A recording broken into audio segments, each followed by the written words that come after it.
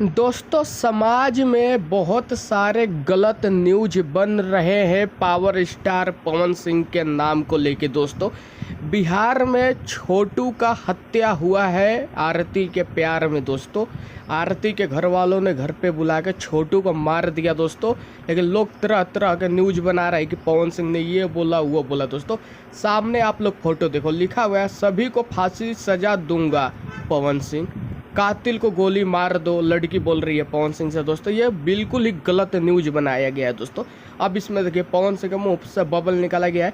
ऐसे दरिंदों को मौत के घाट उतार देना चाहिए। दोस्तों, पवन सिंह के मुंह से निकाला गया है, बल्कि पवन सिंह ने ऐसा कुछ बोला ही नहीं है।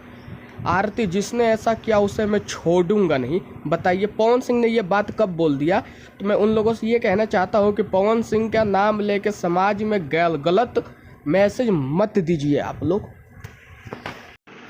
तो दोस्तों, मैं उन लोगों से ये सब कहना चाहता हूँ कि ये सब गलत बात है। लड़की बोल रही है पवन भैया मुझे इंसाफ चाहिए, आरती जिसने ऐसा किया मैं उसे छोड़ूंगा नहीं, ये सब सिर्फ बकवास है, बकवास। पवन सिंह का नाम लेके झूठा न्यूज बनाया जा रहा। दोस्तों, सच्चाई तो यह है कि पावर स्टार पवन सिंह आरती और छोटू के प्यार के न्यूज में, हत्या के न्यूज में अभी तो कुछ बोले ही नहीं है।